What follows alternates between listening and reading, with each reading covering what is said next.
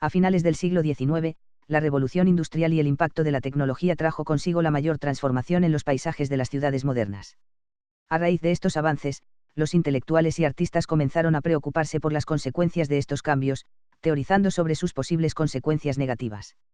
En cine y televisión, estos avances científicos y tecnológicos supusieron el inicio del género de ciencia ficción, donde la ciudad se articula como un personaje más que dialoga consigo mismo a través del tiempo, generalmente idealizando su pasado y fantaseando sobre su futuro, en una síntesis entre la estructura física de las ciudades y su composición social.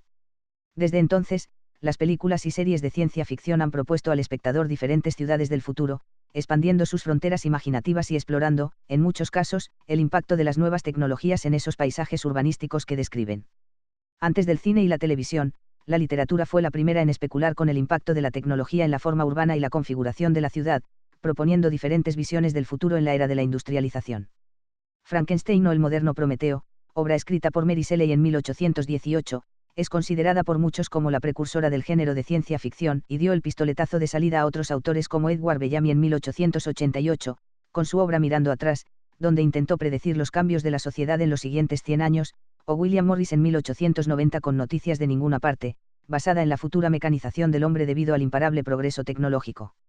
Desde entonces, el género se popularizó, especialmente a partir de la segunda mitad del siglo XX. También el movimiento futurista, creado a principios de ese siglo, difundió la admiración entre poetas, pintores o arquitectos por el desarrollo tecnológico en las grandes capitales, recogido con precisión profética en su manifiesto inaugural.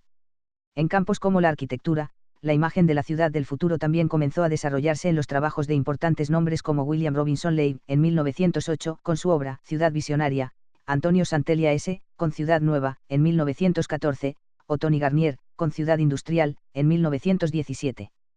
También Le Corbusier diseñó Villa Contemporánea, una visión utópica de la ciudad con grandes bloques de apartamentos y amplios espacios ajardinados.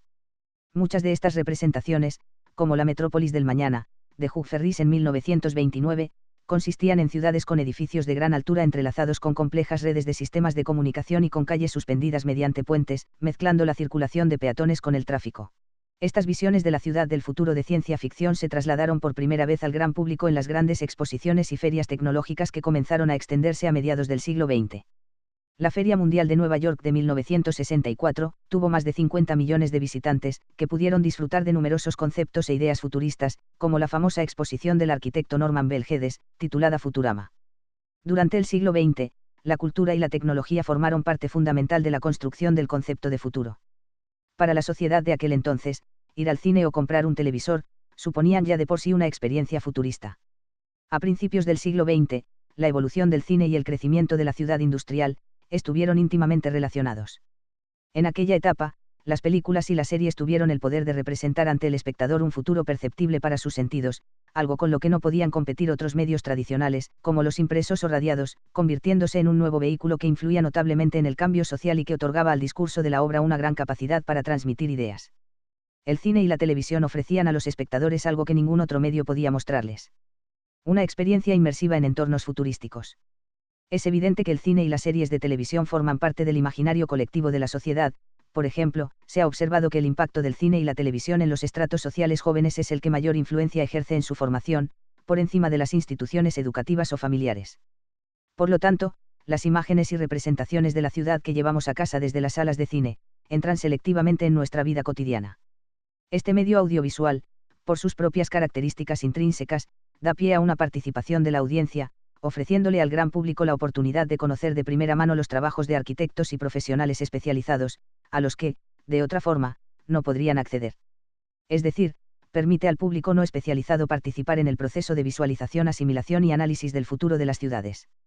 Esa participación es especialmente importante porque es la única experiencia que permite al gran público vivir un futuro como si existiese realmente, dándole la oportunidad de valorar las consecuencias físicas y sociales de la versión de ese futuro. La influencia de estas proyecciones implica la acción del espectador clásico y la de los profesionales responsables del diseño de las ciudades. El proceso se retroalimenta porque, al mostrar al espectador muchas de las expectativas sobre un futuro, la ciencia ficción aporta un punto de partida al que arquitectos y diseñadores están obligados a responder. La ciudad es el producto de muchos constructores que constantemente modifican la estructura por sus propios motivos. No es de extrañar, entonces, que el arte de dar forma a las ciudades esté bastante alejado en sí mismo de la arquitectura, la música o la literatura, por lo que los directores, guionistas, productores, directores de arte, atrecistas y demás artistas cinematográficos, influyan no solo en el gran público con su visión de futuro, sino en los propios arquitectos y diseñadores, quienes más tarde construirían de forma activa las ciudades del futuro. Por otra parte, el género de ciencia ficción permite crear ciudades y entornos urbanos sin centrarse únicamente en las necesidades físicas y sociales de su comunidad, al contrario que los arquitectos y diseñadores tradicionales, lo que le permite ir más allá en sus conceptos futurísticos, modificando tanto el sentido de las obras arquitectónicas como la forma en la que la sociedad las interpreta.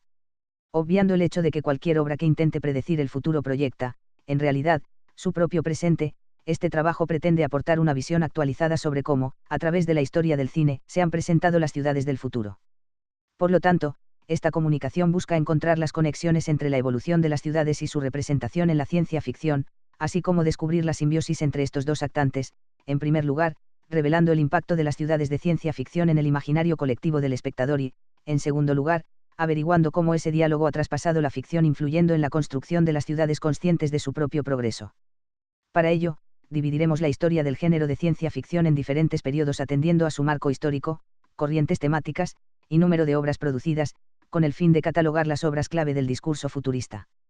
Como obras representativas de estos periodos, y siempre en relación a su visión de ciudad del futuro, analizaremos los siguientes largometrajes: